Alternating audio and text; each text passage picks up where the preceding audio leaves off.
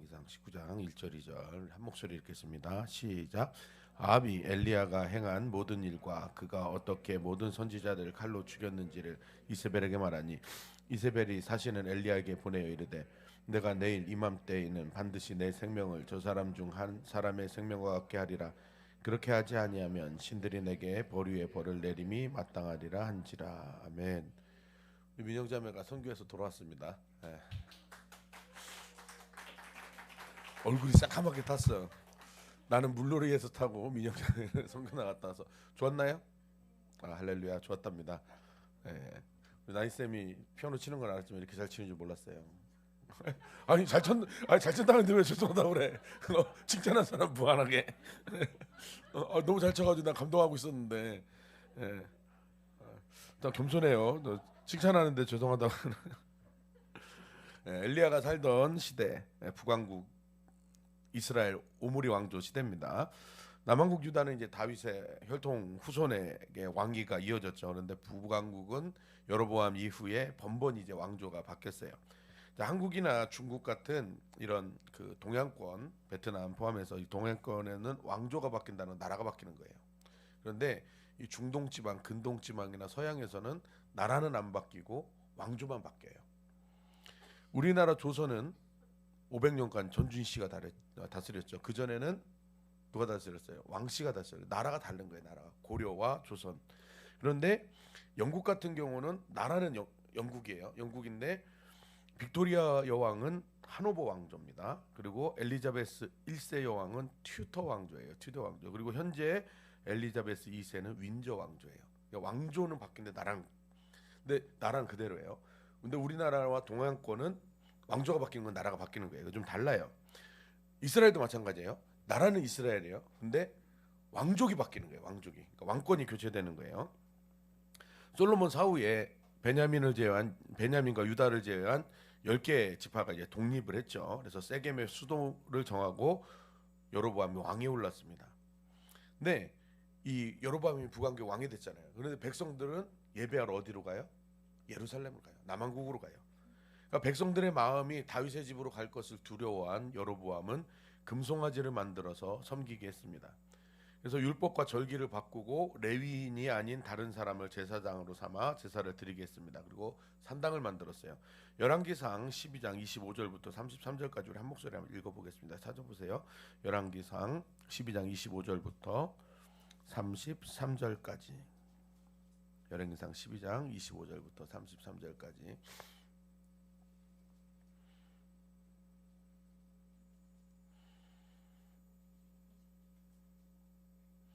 12장 25절부터 33절. 열왕기상 12장 25절부터 33절 찾았죠?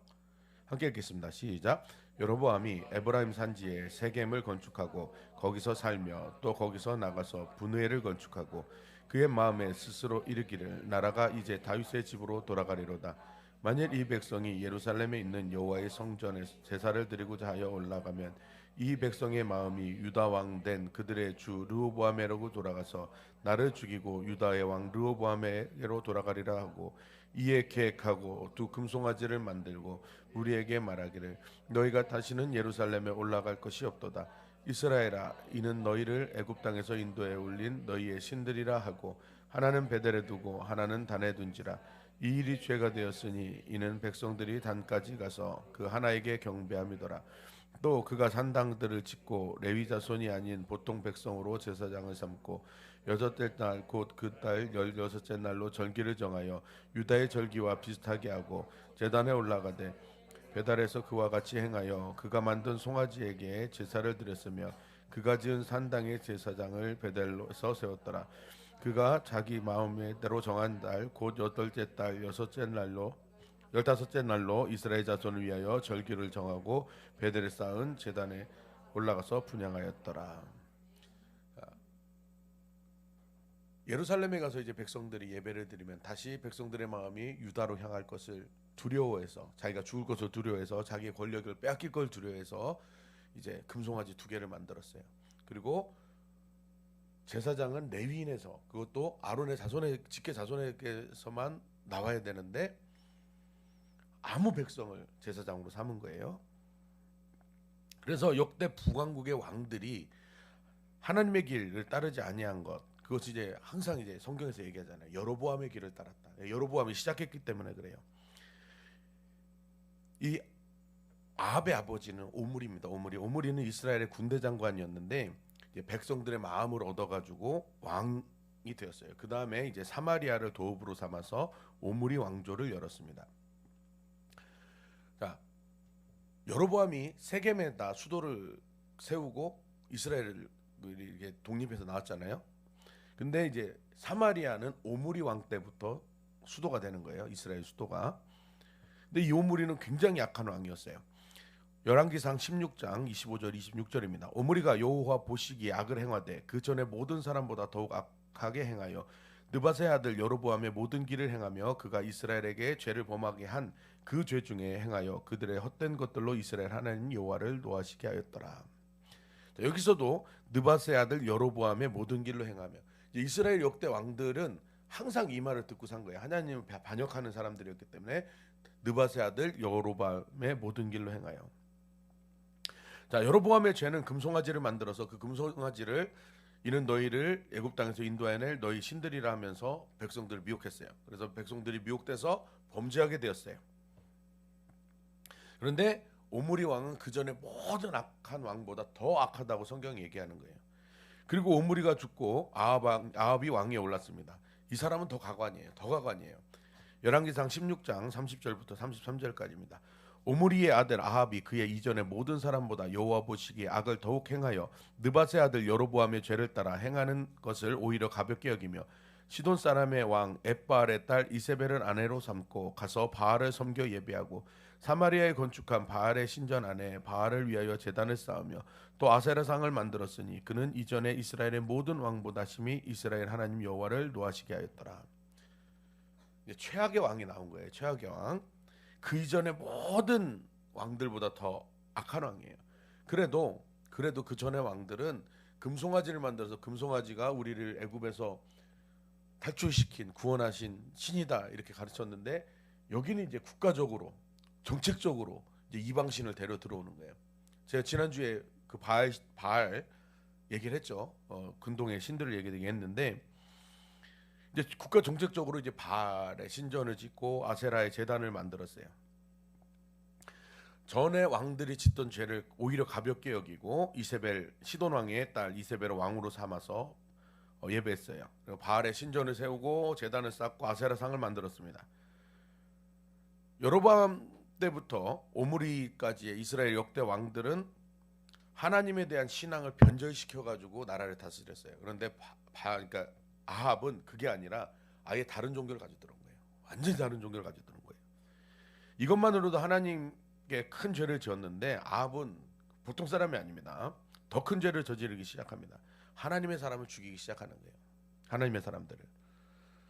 아합이 직접 선지자들을 죽이지 않았지만 왕후가 죽이는 것을 방관하고 있었습니다.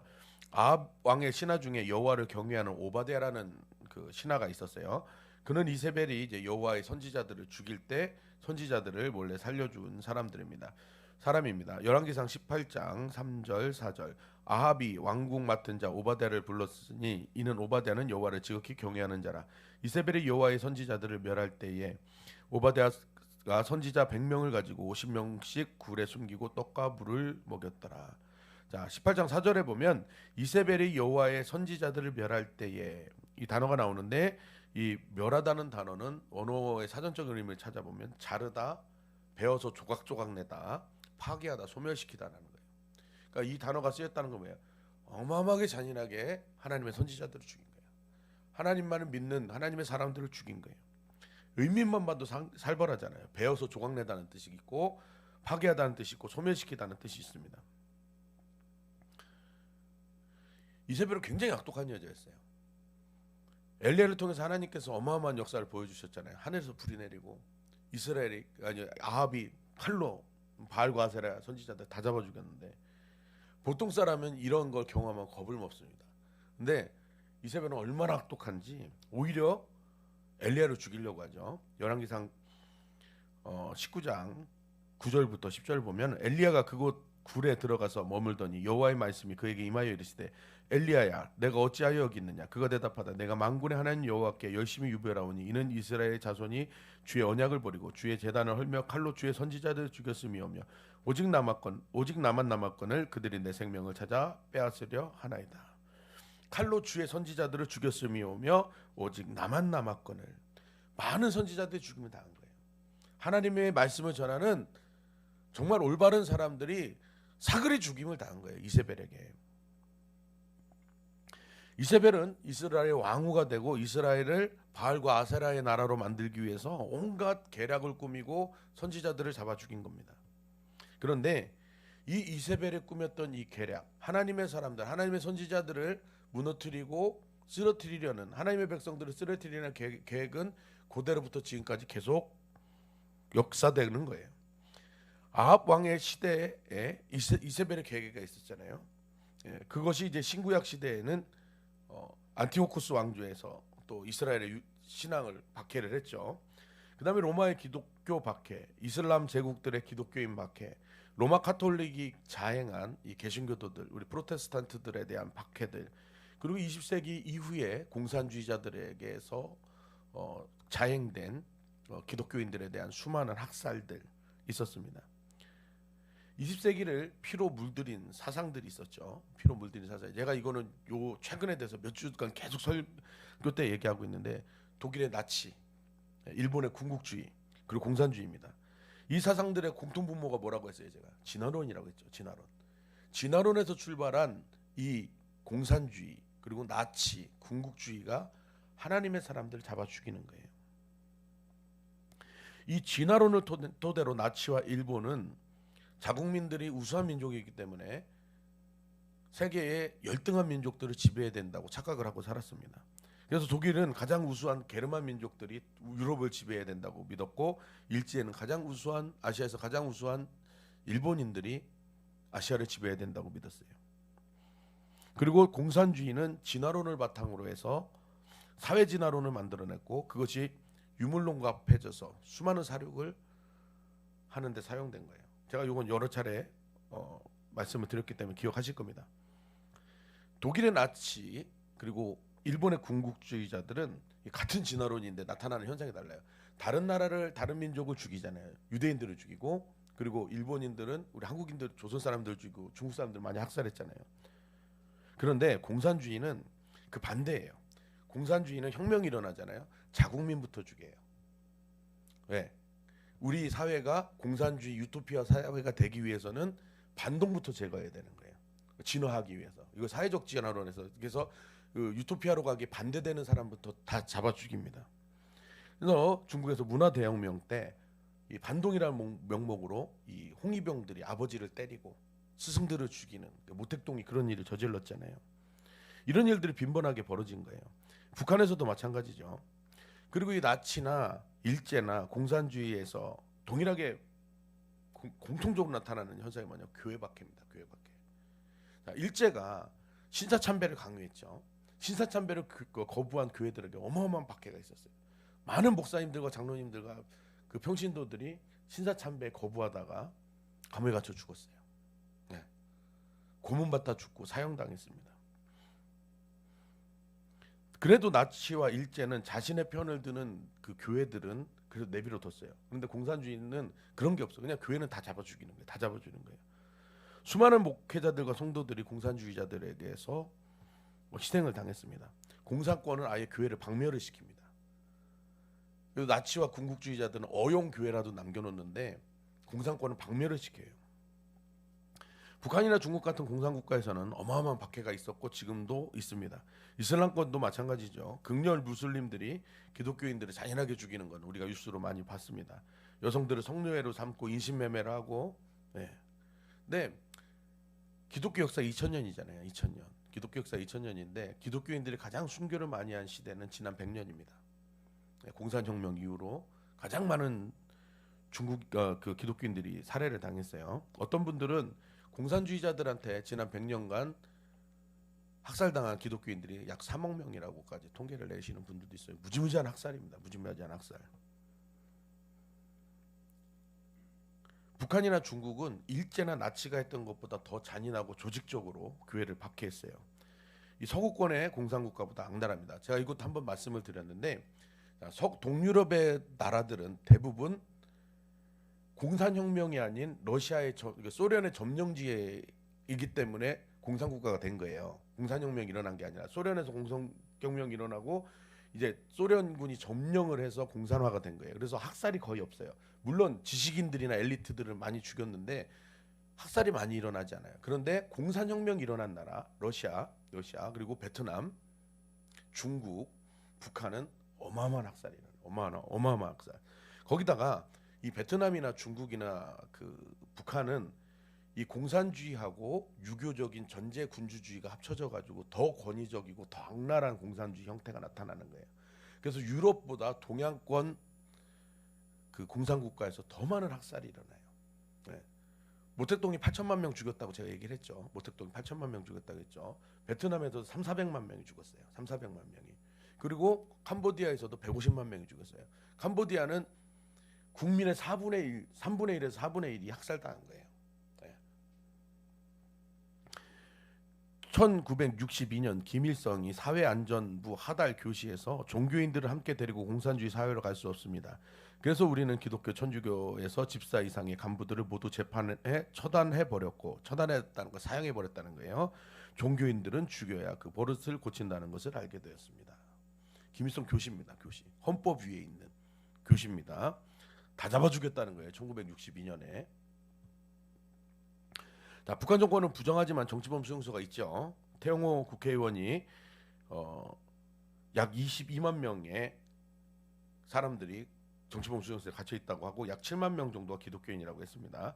또 몇 년 전에 북한에서 생화학 무기를 개발한 분이 탈북을 했는데 그 사람의 폭로에 의하면 정치범 수용소에 있는 대부분의 기독교인들은 생화학 무기나 생체 실험으로 희생된다고 폭로를 했죠. 그리고 몇 년 전에 이제 영국의 데일리 스타라는 언론에서 보도한 자료에 의하면 북한은 정치범 수용소의 수감자들을 대상으로 인간 복제 실험과 장기 적출을 한다고 폭로까지 했습니다. 중국에도 이 정치범 수용소가 있어요.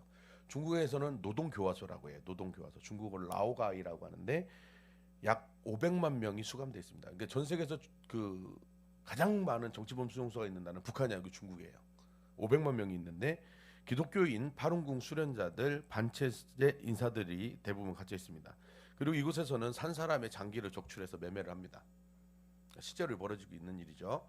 그래서 중국에 가서 그 장기식 하고 오시는 분들 있잖아요. 우리나라에서 장기식 하려면 간호사 여기 계시는데 몇 년 걸려요. 그렇죠? 몇 년 걸려요. 장기식 받으려면. 근데 중국 가면 일주일 만에 내 간이 안 좋잖아. 중국 갔다 오면 일주일 만에 장기 새 걸로 바꿔올 수 있어요. 근데 그거는 정치범 수용소에 갇힌 사람들 거예요. 아니면 인신매매. 그렇죠. 중국 간부들이 하고 있거든요. 자, 그리고 신장 위구르 자치구에 있는 정치범 수용소에는 위구르인들이 약 100만에서 200만 명이 수감되어 있다고 합니다. 이건 인종 청소죠. 인종 청소. 위구르인들이 약 1000만 명인데 그 중에 10분의 1에서 5분의 1 정도가 정치범 수용소에 갇혀 있어요. 교회 앞에마다 CCTV가 있어요. 그리고 교회에 십자가를 떼고 시진핑의 사진을 걸었습니다. 그리고 교회 폭파되는 장면 많이 봤죠. 그리고 홍콩에서도 2년 전에 홍콩 시민들 박해받는 걸 봤습니다. 자, 사단의 계계는 정부 권력, 정치 권력, 종교 권력을 통해서 하나님을 믿는 사람들 그리고 교회를 제거하고 박해하는데 사단의 계략이 있는 거예요. 불행하게도 이 중국과 북한을 잡아먹은 이 사단의 계계는 대한민국 가운데도 역사되고 있는 거예요. 우리가 지난 정부가 한 일을 보면 이것을 알 수 있어요. 이 이세벨이 했던 짓과 똑같은 짓을 한국 교회가 했잖아요. 자신들의 무능 때문에 일어났던 그 코로나의 원흉을 어디다 뒤집어 쓰였어요? 교회다 뒤집어 쓰였잖아요. 우리 교회가 가장 고통받은 교회 중에 하나였잖아요. 전국에서 가장 장기로 폐쇄당한 교회 중에 하나였죠. 우리 교회가. 그냥 그 하루에 5번 와가지고 내가 나중에는 공무원들한테 소리 지르고 경찰들한테 소리 지르고 쫓아냈던 적이 있는데 우리가 뭐 잘못했는데 하루에 5번을 오냐. 내가 하도 뭐라 그랬어요. 막 여러분 기억나시죠? 우리 교회 앞에 순찰차 2대씩 항상 와 있었던 거 몇 주 동안. 예. 그 세력이 지금 또 뭘 하고 있어요? 차별금지법 통과시키려고 하잖아요. 분명히 작년에 뭐라고 했냐면 이번 국회에서는 차별금지법 논의하지 않겠다고 했었어요. 분명히 작년에 그랬어요. 국회에서 여야가 합의해가지고 차별금지법 이번 국회에서는 안 하고 다음 총선 이후에 얘기하겠다. 근데 말 바꾸잖아요. 딱 말 바꾸잖아. 그래서 지금 차별금지법 통과시키려고 하고 있잖아요. 차별금지법이 이세벨이 했던 짓이거든요. 현대판 이세벨이거든요. 이세벨. 이 코로나 우한폐렴 이거 처음 발생했을 때 전문가들이 중국인 입국 막으라고 했어요. 근데 안 막았죠. 그래가지고 그것이 점점 퍼져가지고 지금까지 고통당하고 있잖아요. 응? 2020년 6월달에 코로나가 극심해질 때 정부에서 할인 쿠폰 발행해가지고 거기다 그때 8월 17일날 임시 공휴일로 해가지고 사람들 다 놀러 갔다가 확 퍼지니까 광화문에 애국운동하러 나간 사람들한테 뒤집어 씌웠죠. 기독교인들한테. 네. 그때 여행 쿠폰 800억 원어치를 뿌렸습니다. 우리나라의 최고 그 감염병 권위자인 고려대 김우주 교수님이 그때 2000년 8월 19일에 조선일보 인터뷰에서 이 코로나 유행한 건 정부 책임이라고 강력하게 비판했었어요. 본인들의 무능함을 교회에다 뒤집어 쓰였습니다. 교회에 많이 모여 일주일에 몇 시간 모입니까? 일주일에 해봐야 20시간 모일라나요 우리가? 20시간 정도 모이는 거예요. 교회 예배 다 해봐야. 그런데 북적이는 대중교통, 그리고 공항, 백화점, 대형 쇼핑몰, 커피숍 아무데도 폐쇄하지 않았습니다. 제가 우리 교회 코로나 2번째 걸렸을 때 저도 그때 들어갔잖아요. 코로나 걸려가지고 들어갔는데 공무원하고 통화를 하면서 공무원한테 그랬어요. 왜 이렇게 교회만 잡냐 당신들 교회만 잡냐. 그래서 교회가 위험하대요. 왜 위험해요? 그랬더니 노래를 하기 때문에 위험하대. 그게 무슨 논리야? 교회는 노래를 하기 때문에 위험하대. 그래서 내가 그러면 그 지하철이나 버스는 안 위험합니까? 그러니까 뭐라는지 아세요? 여기 보건소 직원이 나한테 뭐라 하는지 아세요? 버스랑 지하철은 안전합니다. 마스크를 쓰고 있기 때문에 그렇습니다. 이 무슨 논리야? 이세벨이 했던 짓을 나라가 똑같이 하는 거예요. 똑같이 하는 거예요. 언론에서도 교회발 만들잖아요. 교회발. 우리 교회 뉴스 많이 나왔잖아요. 아주 비열하고 악랄하게 짝이 없는 이 마귀의 계략이에요. 이 마귀의 계략은 이세벨처럼 하나님의 사람들, 하나님의 선지자들, 하나님의 백성들을 이렇게 핍박하는 데서 끝나지 않아요. 그냥 핍박만 하는 거 끝나지 않아요. 하나님께서 가증히 여기시는 것을 나라에 세우는 거예요. 이세벨과 아합이 한 일이 뭐예요? 바알의 신전을 세우고 아세라의 목상을 곳곳에 만들잖아요. 그리고 그 백성들이 그 가증한 우상을 따라가게 만드는 거예요. 그리고 바알의 선지자 400명과 아세라의 선지자 450명을 들여왔어요. 그러니까 나라 곳곳에 바알의 신전을 만들고 아세라의 신전을 만들고 아세라 목상을 만들고 이방의 제사장들을 데리고 들어와서 백성들을 미혹하고 훈련시키는 거예요. 이방의 문화에 물들도록. 이것이 현대 사회에 나타나잖아요. 낙태가 아무런 문제가 없습니다. 태아는 세포일 뿐입니다. 이렇게 실제로 가르치잖아요. 어제 우리 중고등부 수련회에서 언플랜드라는 영화를 봤어요.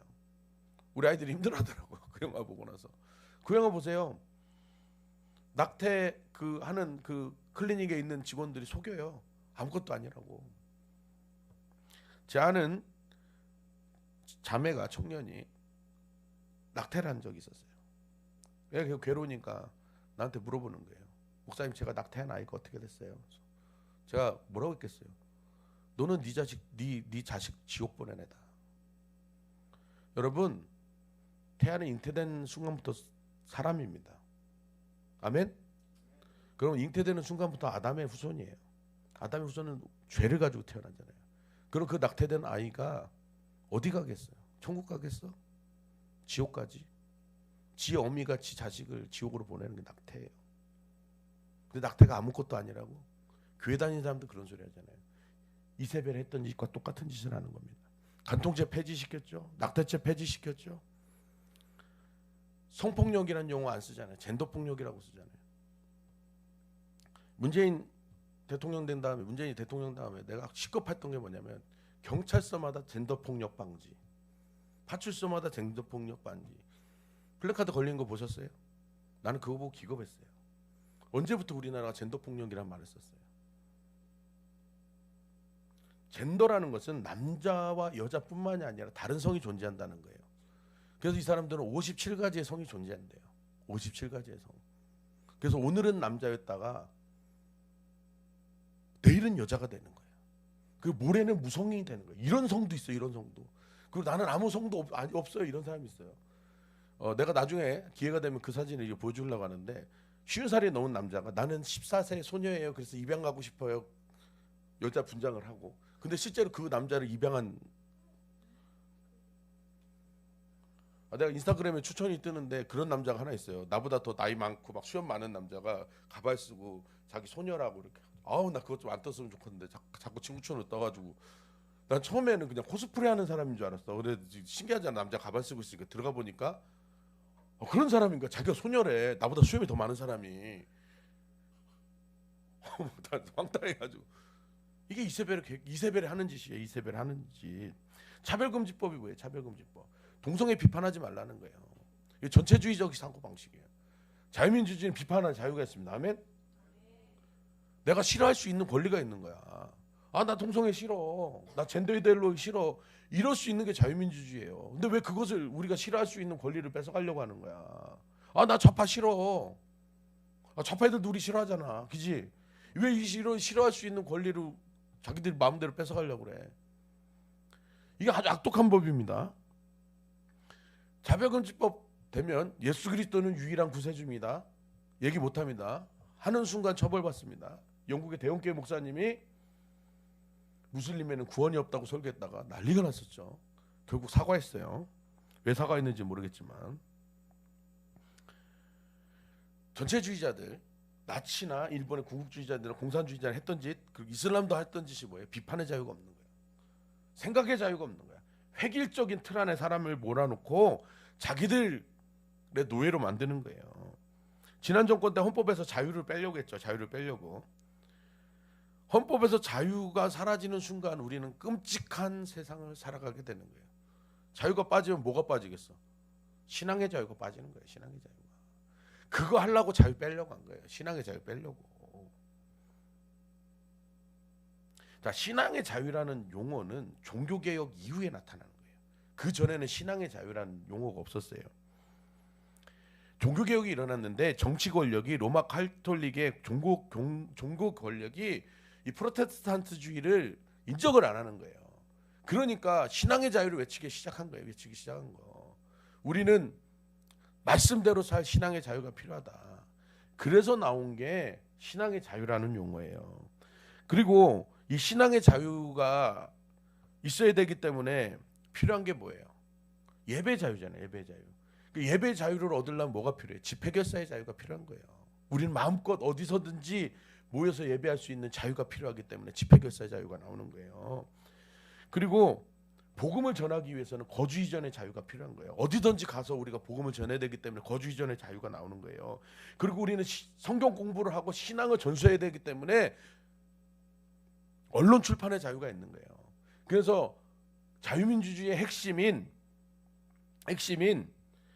이 집회결사의 자유, 거주 이전의 자유, 언론 출판의 자유가 신앙의 자유에서 나오는 거예요. 신앙의 자유에서. 그런데 자유를 뺀다는 것은 우리가 예배드릴 자유를 빼앗기는 거고, 복음을 전할 자유를 빼앗기는 거고, 우리 다음 세대들에게 그 성경을 가르칠 자유를 빼앗기는 거예요. 그것을 지난 정권에서 하려고 했던 거예요. 근데 기독교인들이, 교회 다니는 사람들이 그걸 깨닫지 못하고 있었던 거예요. 아방의 시대에 있었던 이 사단의 괴계, 이세벨이 했던 일이 지금도 이 순간에 하나님의 사람들을, 하나님의 선지자들을 잡아먹기 위해서 역사하고 있는 겁니다. 이사야 9장 16절에 백성을 인도하는 자가 그들을 미혹하니 인도를 받는 자들이 멸망을 당하는도다. 백성을 인도하는 자들이, 그러니까 나라의 정치 지도자들이, 종교 지도자들이 백성을 미혹시키는 거예요. 이세벨이 그랬던 것처럼 아합이 그랬던 것처럼 백성들을 미혹하고 멸망의 길로 끌고 가는 거예요. 이스라엘과 유다가 왜 멸망했어요? 왕이, 선지자들이, 제사장들이 백성을 바른 길로 인도하지 않고 미혹해가지고 하나님과 반대하는 길로 끌고 갔기 때문에 나라가 망한 거예요. 이스라엘에서는 여로보암이, 오므리가, 아합과 이세벨이 멸망하는 길로 인도한 거예요, 백성들을. 유다에서는 히스기야의 아들 므낫세가 50년 동안 통치하면서 온갖 우상 숭배를 다 들여와서 유다가 멸망의 길로 간 거예요. 지금 대한민국도 이 멸망의 길로 인도하는 세력들이 있잖아요. 그것이 정치 지도자들만 그래요? 좌파들만 그래요? 그 목사들도 그러잖아요. 목사들도. 정신 나간 목사들이 이 비대면 예배, 유튜브 예배는 제2의 종교개혁입니다. 개뿔 무슨 종교개혁이요, 종교개혁. 그것 때문에 떠난 성도가 150만 명이라면서, 교회에서. 교회를 떠난 성도가 150만 명이고 문 닫은 교회가 100만이란, 아니 만 개 교회가 문을 닫았다는데 무슨 종교개혁이요. 종교개혁이 일어났으면 성도가 더 많아지고 교회들이 더 개척되어야 되는데, 그 사람들이 아합이에요. 그 사람들, 그런 말 하는 목사들이 아합이고 이세벨이에요. 목사들이 바알의 신앙을 가져온 이세벨의 역할을 하고 아합의 역할을 한 거예요. 그 사람들이 주장하는 대로 가봐요. 어떻게 되겠어요? 중국 공산당이나 북한 주체사상 일파들이 지배하는 나라가 되는 거예요. 지배하는 나라가. 백성들이 미혹돼가지고. 김일성이 소련이 북한을 점령하고 김일성을 지도자로 세웠을 때 수많은 목사님들이 김일성 편을 들었어요. 실제로 많은 목사님들이. 그래서 수많은 성도가 죽었어요. 목사님들이 김일성과 소련의 편을 들었다니까요. 목사님들이. 그래서 북한의 교회가 씨가 마른 거예요. 바알 신앙을 퍼뜨렸던 이 이세벨, 아합의 그런 계략들, 모략들이, 그 사단의 모략들이 지금도 계속해서 역사하고 있는 겁니다. 그런데 우울할 필요도 없고 겁먹을 필요 없어요. 주님이 살아계시기 때문입니다. 아멘. 우리의 상황은 암울해요. 우리의 상황은 정말 힘든 상황이에요. 그런데 하나님은 반전을 시키신 하나님이에요. 하나님은 역전을 시키신 하나님이에요. 기도하는 사람이 있으면 역전이 되는 거예요. 기도하는 사람이 있으면 반전이 되는 거예요. 몇 주 전에 우리 청년부가 다 동성애 퀴어 반대 국민대회에 나갔죠. 여러분 보셨잖아요. 수많은 사람들이 운집한 거 봤잖아요. 저는 오래전부터 그 일을 했잖아요. 그게 지금 7번째가 나간 건데 역대 제일 많이 모였어요. 내가 나는 너무 마음이 벅찬 거예요. 저는 11시에 나갔거든요. 11시 좀 넘어서 나갔는데 그때부터 막 사람들이 구름대까지 올려오고 12시 되니까 거기가 꽉 들어차는데, 야, 하나님이 하시는구나. 하나님이 하시는구나. 정말 하나님이 하시는구나. 막 너무 감동이 되는 거예요. 너무 감동이. 여러분도 감동 받으셨죠? 나는 그렇게 많은 사람 모일 줄 몰랐어요. 그런데 정말 구름대와 같이 허다한 무리들이 모여가지고 동성애 반대하면서 거기다가 또 옷을 흰 옷으로 통일하니까 또 얼마나 멋있어. 네? 하나님이 하셨어요. 하나님이. 성도들이 깨어 기도하는 성도들 때문에 하나님이 하셔서 그 이세벨과 같은 아합과 같은 자들이 교회를 죽이게 꾸몄던 이 괴계가 무너지는 겁니다. 빌립보서 2장 9절 10절 11절 이러므로 하나님이 그를 지극히 높여 모든 이름 위에 뛰어난 이름을 주사 하늘에 있는 자들과 땅에 있는 자들과 땅 아래에 있는 자들로 모든 무릎을 예수의 이름에 꿇게 하시고 모든 입으로 예수 그리스도를 주라 시인하여 하나님 아버지께 영광을 돌리게 하셨느니라. 하늘에 있는 자들이나 땅에 있는 자들이나 땅 아래에 있는 자들이나 예수 그리스도의 이름 앞에 무릎을 꿇게 될 것입니다. 이 말씀대로 되는 거예요. 로마 제국도, 그 강력한 로마 제국도 예수의 이름에 무릎을 꿇었어요. 로마 가톨릭도 무릎을 꿇었어요. 그리고 공산주의 국가들도 거의 다 무너졌어요. 어떤 나라도 교회를 진멸하지 못했습니다. 어떤 나라도 교회를 진멸하지 못했어요. 소련이 공산화된 이후에, 소련이 공산화된 지 70년 만에 공산주의가 무너졌잖아요. 교회는 살아있었어요. 우크라이나의 소련 곳곳에 교인들이 살아있었어요. 실제로 이런 일이 있었대요. 우크라이나에 소련이 무너지고 우크라이나가 열린 다음에 목사님들이 들어간 거예요. 선교사님이 들어간 거예요. 근데 한 마을 전체가 신앙을 지키고 있었던 거예요. 기독교 신앙을. 이 사람들은 밤마다 헛간 지하를 파고 모여가지고 예배했대요. 70년 동안. 할아버지 할머니들이 성경을 외우고 있는 거야. 이분은 구약 성경을 외우고 있고 이건 신약 성경을 외우고 있고. 성경책 가지고 있으면 죽으니까. 지금 북한에도 일제시대 때부터 살아계셨던 할머니 할아버지는 성경을 통으로 외우고 있습니다. 신구약 성경을. 성경을 가지면 죽으니까 외우고 있는 거예요. 교회는 진멸하지 못해요. 우리 안에는 예수의 이름이 있기 때문에. 그 교회는 승리한 교회잖아요. 공산주의의 승리한 교회잖아요. 모택동이 문화대혁명을 일으키고 수백만의 기독교인이 죽었어요. 그리고 그 등소평이 개혁 개방을 했을 때 선교학자들은 중국에 교회가 없을 거라고 생각했어요. 근데 그때 중국의 지하교인이 8천만 명이 넘었어요. 8천만 명이. 복음이 살아서 역사한 거예요.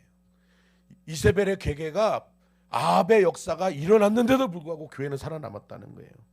왜? 우리는 예수 그리스도의 이름이 있기 때문에. 예수 그리스도의 이름이 있기 때문에 교회는 승리하는 겁니다. 지금 중국에는 1억이 넘는 성도가 있어요. 무지하게 핍박을 받고 있지만 교인 수가 줄지 않습니다. 북한에서도 그 무시무시한 핍박이 있지만 성도들은 계속 늘어나요. 예수 그리스도의 이름이 승리하는 거예요. 그 무시무시한 정치범 수용소에서도 믿음을 잃지 않는 거야. 와, 나는 어떻게 하면 그런 믿음이 생길까? 나는 하루만 맞아도 하루만 두드러 맞아도 주님 잠깐만 부인하면 안 될까요? 이럴 것 같은데 제가 예전에 이제 그 민주화 운동 하시던, 겉은 민주화 운동이고 속은 공산주의 운동 하시던 분한테 들어봤거든요. 하루만 두드러 맞으면, 하루가 뭐야, 2시간만 두드러 맞으면 다 분대. 다 분대. 저한테 그러더라고요. 목사님 안 불 것 같아요? 목사님 1시간만 맞으시면 목사님도 다 불 거예요. 정말 그런다고 하더라고. 표도 안 나게 몸도 안 들게 때리는데 너무 아프대. 근데 그 정치범 수용소에서 몇십 년씩 당하는데도 신앙을 지키는 거 생각해 보세요. 대단한 거예요. 대단한 거. 예수의 이름이 있기 때문에 그러는 거예요. 예수의 이름 때문에. 기도하는 성도들은요, 기도하는 교회는요, 핍박도 이겨냅니다. 공산주의 70년 핍박을 이겨냈다니까요. 이슬람 그 치하에서도 교회가 성장한다니까요. 지금 전 세계 기독교 박해 1위 나라가 저기 아프가니스탄이 됐잖아. 북한이 2위로 밀려나고 아프가니스탄이 1위 됐잖아. 지금 전 세계에서 교회가 가장 많이 부흥하는 나라 중에 하나가 아프가니스탄입니다. 1위가 이란이고 2위가 아프가니스탄이에요. 전 세계에서 가장 교회가 빨리 성장하는 나라. 그 무시무시한 박해 속에서도 교회는 승리합니다. 기도하는 교회가 있으면 승리하는 거예요. 요한복음 14장 13절 14절 너희가 내 이름으로 무엇을 구하든지 내가 행하리니 이는 아버지로 하여금 아들로 말미암아 영광을 받으시게 하려 함이라. 내 이름으로 무엇이든지 내게 구하면 내가 행하리라. 주님의 약속입니다. 주님의 이름으로 무엇이든지 구하면 주님이 행하십니다.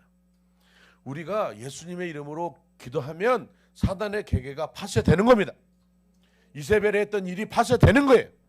우리가 예수의 이름으로 기도하면 차별금지법이 막아지는 거예요. 저는 대한민국이 태어난 게 너무나 감사해요. 서구의 기독교 나라들은 다 차별금지법이 통과되고 교회가 핍박받는 데 있지만 한국 교회는 타락했어도 별 볼 일 없어도 그래도 한국 교회는 지금 10몇 년째 막아내니까 얼마나 감사합니까? 우리 미국에서 살았어 봐. 유럽에서 살았어 봐. 속 터져서 살았겠어? 차별금지법 통과된 나라에서.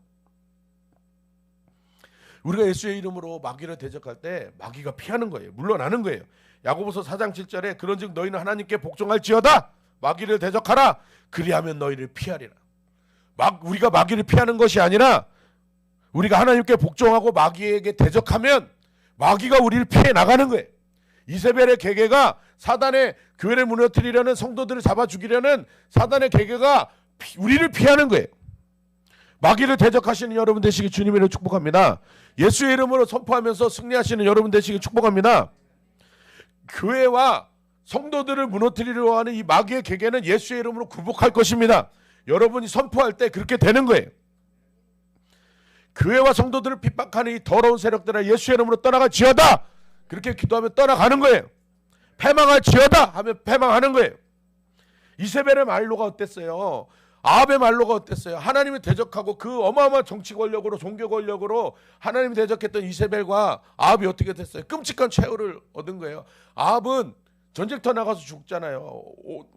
왕이니까 얼마나 좋은 갑옷을 입었겠어. 근데 화살이 그 이음새에 딱 맞아가지고 죽은 거예요. 과다출혈로. 어떻게 그걸 맞춰? 그 먼 데서 하나님이 죽이신 거예요. 하나님 죽이신 거예요. 하나님 대적하니까.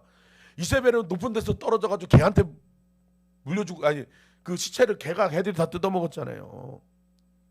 예수의 이름 앞에 악한 세력은 굴복하게 돼 있는 거예요. 우리가 마귀를 대적하면 마귀는 굴복하게 돼 있는 거예요. 하나님의 백성들을 미혹하고 선지자들을 죽인 사람들은 심판을 받게 돼 있습니다. 성도들의 기도로 심판받게 돼 있는 거예요. 하지만 우리는 또 기도를 계속 해야 되잖아요. 이 나라의 위정자들을 위해서, 우리의 평안한 삶을 위해서. 디모데전서 2장 1절 2절. 그러므로 내가 첫째로 권하노니 모든 사람을 위하여 간구와 기도와 도구와 감사를 할 때 임금들과 높은 지위에 있는 모든 사람을 위하여 하라. 이는 우리가 모든 경건과 단정함으로 고요하고 평안한 생활을 하려 함이라. 우리의 평안한 삶을 위해서, 위정자들을 위해서 기도하라는 거예요. 임금을 위해서가 아니라 임금들이라는 거예요. 대통령을 위해서, 그리고 이제 주변 국가의 지도자들 위해서 기도하라는 거예요. 시진핑이 미친 짓 안 하도록, 김정은이 미친 짓 안 하도록, 이런 미친 짓 하는 푸틴이 제정신을 차리도록. 이 푸틴 때문에 전 세계가 얼마나 힘들어 지금. 기름값 올라가지고, 먹을거가 올라가지고. 가난한 나라는 더 힘들잖아요. 우리가 기도하지 않으니까 우리 삶이 평안하지 않은 거예요. 여러분 솔직히 푸틴 위해서 기도한 사람 없잖아요. 우리는 너무 우리나라에 몰입돼 있어가지고 맨날 그 지난 정권과 싸우느라고. 근데 푸틴이 미친 짓 하니까 어떻게 돼요? 기름값 다 올라버리고 밀가루값 다 올라버리고. 전 세계가 힘든 거야. 전 세계가. 우리의 평안한 삶을 위해서라도 임금들을 위해서 기도해야 되는 거예요. 윤석열 대통령을 위해서만 기도하는 게 아니라 저 옆 나라에서 시진핑 제정신 차리도록 기도해야 되고, 푸틴이 미친 짓 안 하도록, 김정은이가 미친 짓 안 하도록 기도하는 거예요. 그리고 높은 지위에 있는 모든 사람들, 여기서 모든 사람들은 뭐예요? 정치인들이나 기업인들이나 종교 지도자들까지도 우리가 기도해야 되는 거예요. 그래서 그들을 통해서 하나님의 선한 영향력이 나타나도록. 그러면서 이렇게 기도하시면 좋겠어요. 하나님, 다윗 왕과 같은, 여호사밧과 같은, 히스기야와 같은 그런 대통령이 이 나라에 계속해서 세워지게 하여 주시옵소서. 그리고 요셉과 같은, 다니엘과 같은, 느헤미야 같은 정치 지도자들이 이 나라에 세워지게 하여 주시옵소서. 그렇게 기도해야 돼요. 아합과 같은 정치인들이 서면 어떡할 거예요? 이세벨 같은 지도자들이 서면 어떡할 거예요? 아무렇게 짜깁기 없을 거 아니에요. 지난 정권 때 우리는 정말 공산주의 순한 맛을 절실히 경험을 했잖아. 그 욕쟁이가 대통령 됐다고 생각해봐. 나는 아마 감옥에 갔을 거야. 우리 담임 목사님하고 나는. 기도해야 됩니다. 기도해야 됩니다. 이 사단의 괴계들이 무너지도록, 이세벨의 괴계가 무너지도록 기도해야 되는 거예요. 기도의 끈을 놓지 않으신 여러분 되시길 축복합니다. 우리의 평안한 삶을 위해서 기도하는 거예요. 우리의 평안한 삶을 위해서. 이 이세벨이 했던 짓, 아합이 했던 짓은 고대로부터 지금까지 계속 역사되고 있는 거예요. 그러니까 겉모양만 다른데 본질은 같은 거예요. 본질은. 그 당시에는 이제 바알과 아세라를 섬기게 한 거고, 지금은 차별금지법을 통해서 동성애를 섬기게 하는 겁니다.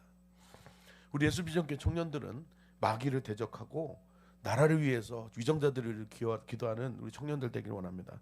여러분의 기도를 통해서 이 나라가 바로 서는 거예요. 여러분의 기도를 통해서 한국교회가 바로 서는 거예요. 여러분의 기도를 통해서 마귀가 이 나라에서 피해 가는 겁니다. 저는 정말 복음 통일이 빨리 오기를 기도하는 거 여러분이 다 아시잖아요. 저는 소원이 있어요. 소원이 있어요. 내가 그때까지 우리 교회에 있을지는 모르겠지만 정말 우리 중고등부 애들하고 청년들하고 기차 타고 북한 가가지고 전도하면서, 난 서진하는 게 내 꿈이에요. 서진하는 거.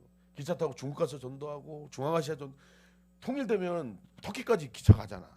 응? 계속 기차 안에서 예배하고, 자 위구르 팀 내려서 위구르 팀 우르르 내리고, 저기 우즈베키스탄 팀 내려서 우르르 내리고 계속 기도하면 기차 한 대 통째로 다 밀려가지고 얼마나 멋있어요. 예? 현실이 안 올 것 같아요? 저는 현실이 올 거라고 믿어요. 자, 여러분, 통일되면 그 러시아 북쪽에 브리아트 공화국, 샤하 공화국 관광버스 타고 갈 수 있어. 통일되면 몽고 비행기 안 타고 가도 돼. 버스 타고 갈 수 있어. 얼마나 경비가 저력되겠어. 가까운 나라도 버스 타고 갈 수 있는데, 선교팀 꾸려가지고 버스 안에서 계속 기도하고, 기차 안에서 기도하고, 그런 날이 올 줄 믿습니다. 저는 그런 걸 꿈꾸면서 살아요. 그래서 이 나라를 위해서 기도하시고, 북한 정권 무너지도록 기도하시고, 중국의 그 시진핑 정권 빨리 무너져야 돼요. 중국 우리 성도들, 중국 성도들 얼마나 불쌍합니까? 끌려가면 장기 족출 당하는데, 정치범죄에서 끌려가면. 위구르족들, 홍콩 사람들 복음 듣고 구원 받아야 되잖아요. 그 나라는 이세벨이 지배하는 나라들이잖아요. 이세벨이 지배하는 나라들, 북한, 중국. 우리가 기도해서 그 이세벨의 세력을 무너뜨려야 되는 겁니다.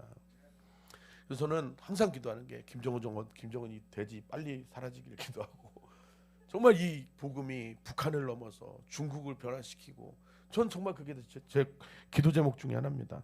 여러분의 기도로 그것이 앞당겨질 줄 믿습니다. 기도하시는 여러분 되시기 주님의 이름으로 축복합니다. 이 시간 함께 기도하길 원합니다. 이 시간 기도할 때 하나님, 교회를 무너뜨리고 성도들을 죽이려고 하는 이런 이세벨과 같은 자들이 세상에 득세하고 있습니다. 그러나 하나님, 우리는 주님의 이름으로 나아갑니다. 이 이세벨의 괴계들이, 교회를 무너뜨리려고 하는 이 사단의 계략들이 무너지게 하여 주시옵소서. 무너지게 하여 주시옵소서. 그리고 이 나라가 하나님이 기뻐하시는 나라 되게 하여 주시옵소서. 하나님이 정말 사랑하는 나라, 하나님 축복하실 수밖에 없는 나라 되게 하여 주시옵소서. 그래서 온 열방에 주님의 복음을 흘려보내는 그런 복된 나라 되게 하여 주시옵소서. 주여 한 번에 지정하게 기도합니다. 주여,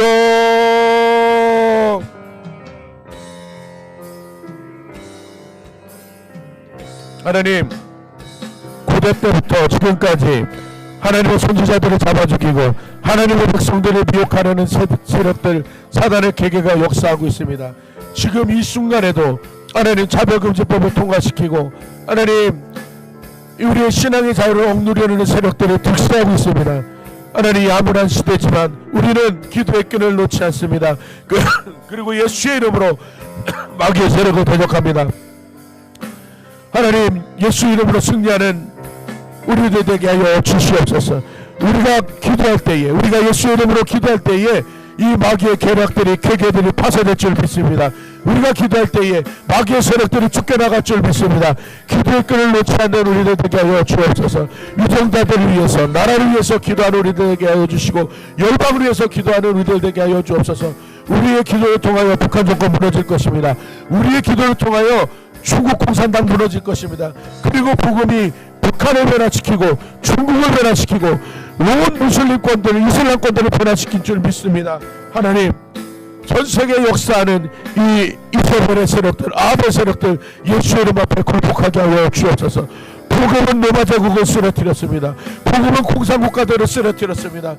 하나님, 그 복음의 능력, 그 성도들의 기도의 능력이 북한을 해방시킬 것입니다. 중국을 해방시킬 것입니다. 이슬람 지역을 해방시킬 것입니다. 주님 역사하여 주옵소서. 그리고 끝까지 믿음으로 기도의 경주를 다하는 하나님의 자녀들 되게 하여 주옵소서. 우리 예수비전교회 청년들이 하나님 복음 붙들고 주님 붙들고 하나님 선포하며 이 마귀의 계계를 파시하는 믿음의 성공장들 되게 하여 주옵소서. 그리스도 예수의 좋은 군사들로 살아가게 하여 주시옵소서.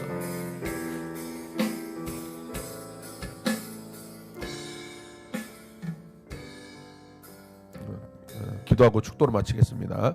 하나님, 고대 사회부터 지금까지 마귀는 교회를 핍박하고 선지자들을 잡아 죽이고 백성들을 미혹하려고 하고 있습니다. 하나님, 그것이 차별금지법이나 다른 그 사상들과 법률들로 우리에게 역사하려고 하고 있습니다. 하나님, 이럴 때일수록 더욱더 주님의 이름 붙들고 기도하며 나아가는 우리 예수비전교회 청년부 되게 하여 주옵소서. 하나님, 위정자들을 위하여, 그리고 한국 교회를 위하여, 나라를 위하여, 그리고 열방을 위하여 기도하는 우리들 되게 하여 주옵소서. 우리의 기도로 이 나라가 살아날 것입니다. 우리의 기도로 북한 동포들이 살아날 것입니다. 우리의 기도로 중국 공산치하에 있는 성도들이 해방될 것입니다. 소수민족들이 해방될 것입니다. 하나님, 끝까지 기도의 끈을 놓지 않는 기도의 용사들 되게 하여 주시고, 기도로 악한 마귀의 세력을 굴복시키는 그리스도 예수의 선봉장들 되게 하여 주옵소서. 좋은 군사들 되게 하여 주옵소서. 그렇게 우리 예수비전교회 청년부 사용하여 주시옵소서. 주 예수 그리스도의 은혜와 하나님의 사랑과 성령의 교통하심이 우리 사랑하는 청년부 위에, 우리 예수비전교회 위에, 한국교회 위에, 조국 대한민국과 우리 사랑하는 북한 동포들 위에, 그리고 열방에 흩어져 있는 주님의 모든 몸된 교회 위에 이제로부터 영원까지 함께 있을지어다. 아멘.